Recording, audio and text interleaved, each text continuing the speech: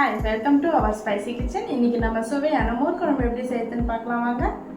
மோர் குழம்பு செய்ய தேவையான பொருட்கள்: பூசணிக்காய், 2 பத்த தேங்காய், 3 டேபிள் ஸ்பூன் தோரம்பருப்பு நான் ஊற வச்சுருக்கேன், 4 பச்சை மிளகா, 6 லிட்டர் தயிர் எடுத்திருக்கேன், 1/2 டீஸ்பூன் தனியாத்தூள், 1/4 டீஸ்பூன் மஞ்சள் தூள், 1 டீஸ்பூன் சீரகம், 2 காஞ்ச மிளகா, 1 துண்டு இஞ்சி, கருவேப்பிலை, தேவையான அளவு உப்பு. குழம்பு எப்படி செய்யுதுன்னு பார்க்கலாம். இப்போ நம்ம ஒரு பாத்திரம் வச்சுட்டு இதில் இந்த மாதிரி பூசணிக்காய் போட்டு தண்ணி ஊற்றிட்டு மஞ்சத்தூள் போட்டு வேக வச்சிடலாம். இந்த வேகிறதுக்குள்ளே நம்ம தேவையான மசாலா அரைச்சிக்கலாம். இப்போ நம்ம மோர் குழம்புக்கு தேவையான மசாலா அரைச்சிக்கலாம். அது 3 டேபிள் ஸ்பூன் தோரம்பருப்பு நான் ஊற வச்சு வச்சுருக்கேன், 1 ஹவர் ஊற வச்சுருந்தேன். அப்புறம் தேங்காய் போட்டுக்கலாம். 5 பச்சை மிளகாய் எடுத்திருக்கேன். அப்புறம் இது 1/2 டேபிள் ஸ்பூன் தனியாத்தூள், இது 1 துண்டு இஞ்சி, 1 டீஸ்பூன் சீரகம் எடுத்திருக்கேன். இதெல்லாம் நல்லா ஃபைனாக அரைச்சிக்கலாம்.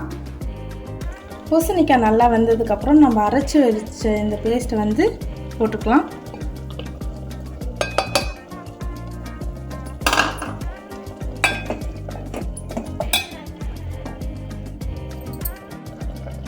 தேவையான அளவு உப்பு போட்டு நம்ம இது கொஞ்ச நேரம் கொதிக்க விடலாம்.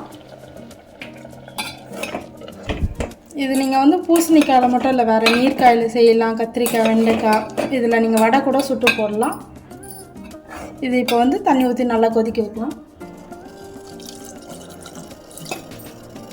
இப்போ இது நல்லா கொதிக்கட்டும்.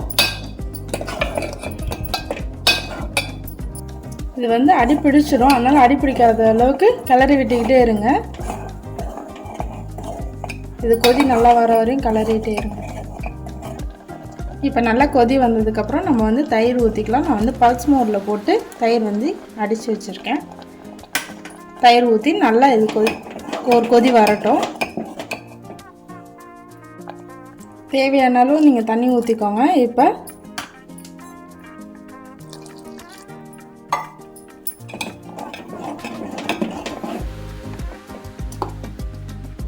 மோர் குழம்பு கொதி வரத்துக்குள்ளே நம்ம சைடில் தாளித்து கொட்டிக்கலாம். அதுக்கு 1/2 டேபிள் ஸ்பூன் எண்ணெய் ஊற்றிக்கலாம். ஃபஸ்ட்டு எண்ணெய் சூடானோடனே நம்ம கடுகு போடலாம்.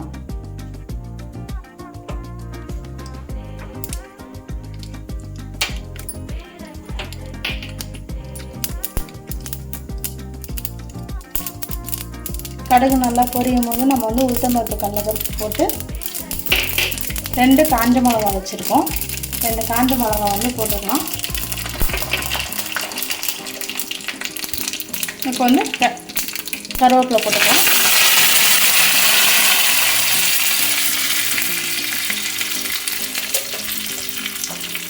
இன்னும் மோர் குழம்பு கொதி வரல. இப்போ இது தாளித்து கொட்டிடலாம்.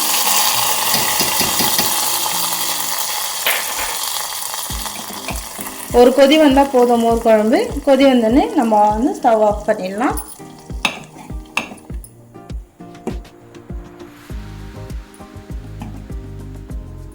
இப்போ கொதி வந்துச்சு, நம்ம இப்போ ஆஃப் பண்ணிடலாம். கடைசியாக கொத்தமல்லி போட்டுடலாம்.